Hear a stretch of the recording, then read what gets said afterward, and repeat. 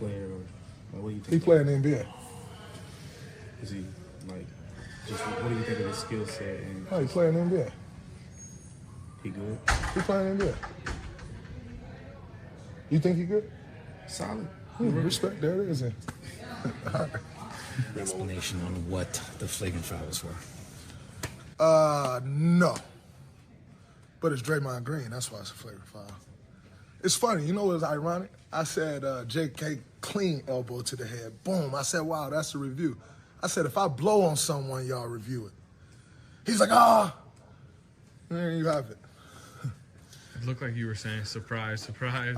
Who's surprised? It was a sarcastic. I got a text for saying boom. I say boom every time I make it through. You do. I got a text for saying boom. Do you think the ref did it because it was like towards him, or what? I got to run back on defense. Yeah.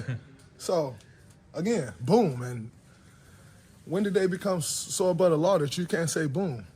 Think that one might get rescinded? I don't hold my breath. I'll die. What? Yeah, go ahead.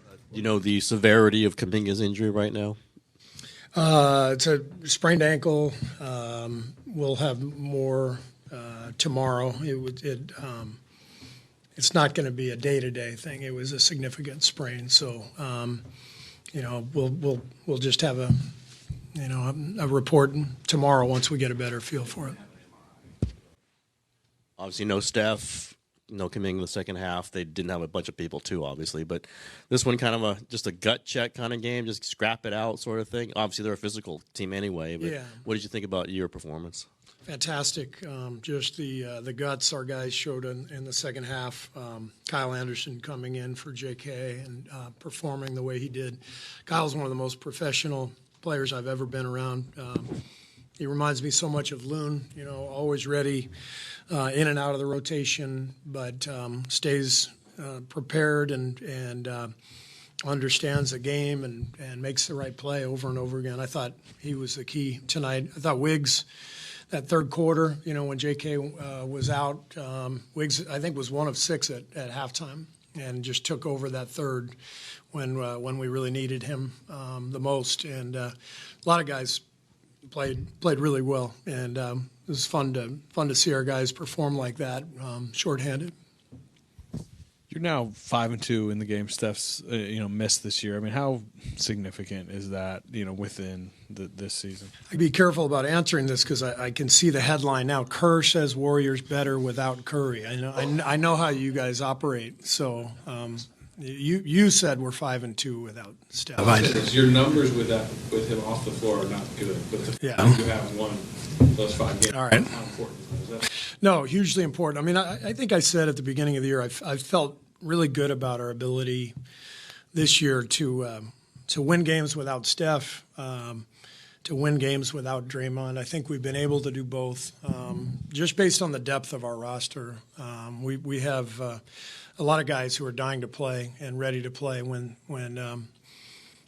other people are out, and it's fantastic to be able to win a game, against a great team without Steph, and then get him the rest he needs for tomorrow's game, and be able to come back with him fresh and giving his knees a little rest. So it's a big night for us, and I think Dennis has a lot to do with our ability to keep playing, through Steph's absences, handling the ball, guarding the ball, getting us organized.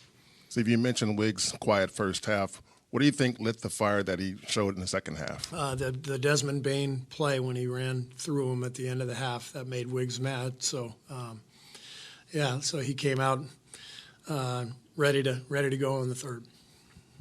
When we talked before the game, we talked a little bit about like how the next few weeks are going to be important to evaluate and see what this team is like. How much more complicated does that get if Kuminga has to miss a couple weeks? It's really a question for Mike. That's more his job than mine, but I'm just glad we have the depth that we do. I'm glad we have Kyle. There was a reason we signed him and Buddy and DeAnthony. We added a lot of depth for this reason, to be able to withstand some injuries. So Yeah, it's gonna be tough. JK's been playing the best basketball of his career these last couple weeks, so we're gonna miss him. But Kyle will fill in well. Looked like, I don't know, you were thinking about getting Buddy back in at the end, but you left Lindy in. Lindy hits those shots. Just what was it like to watch him kind of meet that moment? It was great. Lindy's a really good shooter, and he started out the season hot and then cooled off. And I think this is all part of his development and progression as a young player. You just have to kind of ride the wave as a shooter, where there are times where it doesn't, the ball's not going in, but you can't let that affect your confidence. And I think he's really bounced back well here, and looks more confident, more comfortable now than he did a few weeks ago. And he's done a great job of kind of mentally preparing himself for that. Did you almost take him out? I did, yeah. I was Buddy was at the scores table, and then Lindy made a shot, and Buddy looked at me, and I gave him the thumb back to the bench, and that's kind of how we always do it, no matter who's out there. If a guy's hot, you leave him in. You mentioned Bain and Wiggins. I don't know, maybe slightly joking, but there was definitely some emotion out there. Yeah. No mystery with you guys and them. Obviously, there's been some things. Draymond certainly got elevated emotions. Did you like the way it kind of simmered but didn't go all the way over? What did you kind of see from that kind of side of the game? I thought Draymond did a great job of staying poised when Jackson was scoring. Our game plan was to make them, have to make twos to beat us, and so when Jaren was scoring, that's frustrating for Draymond. He takes that very personally, and the fact that he kept his composure and he picked up the flagrant. I thought it was a questionable call. The tech was, he was yelling boom. He didn't cuss or anything. So he was emotional, but he kept it on the right side of the line, and that was an important part of the win. Steve, how much did some of Lindy's big threes there open things up and also allow you guys to really, move the ball pretty well? Yeah, Lindy was great. Buddy making 4 threes. I mean, we made 23 threes without Steph, and I was hearing Raymond's voice in my head as we were walking in here.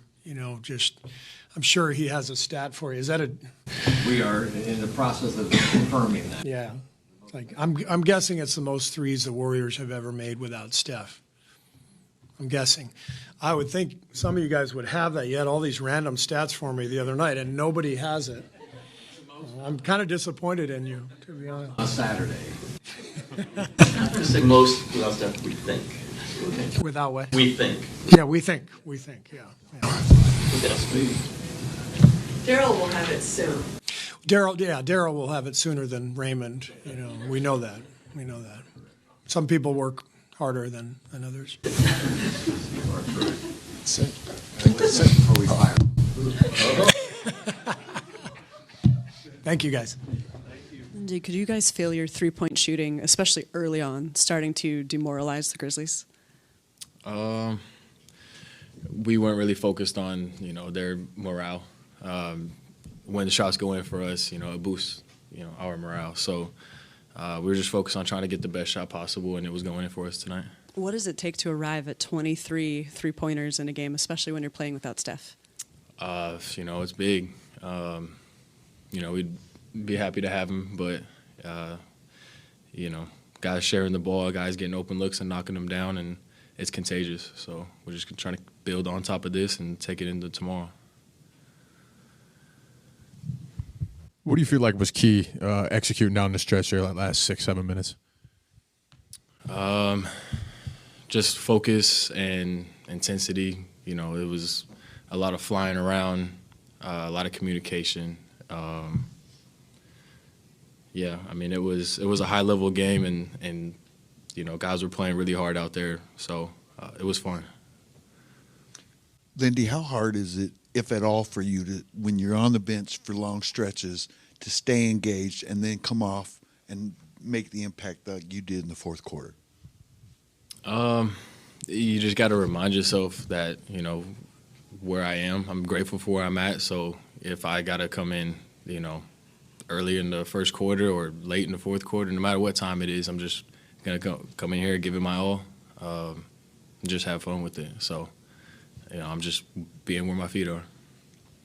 What have you discovered about the way that Draymond Green feeds into the emotion of the game or even contributes to the spice? Love Draymond. I love him. He's our heartbeat, so we feed off of his intensity. And so when we see him, hyping the crowd up and, it gets chippy at times, but, sometimes we need that. So, we're behind him every step of the way.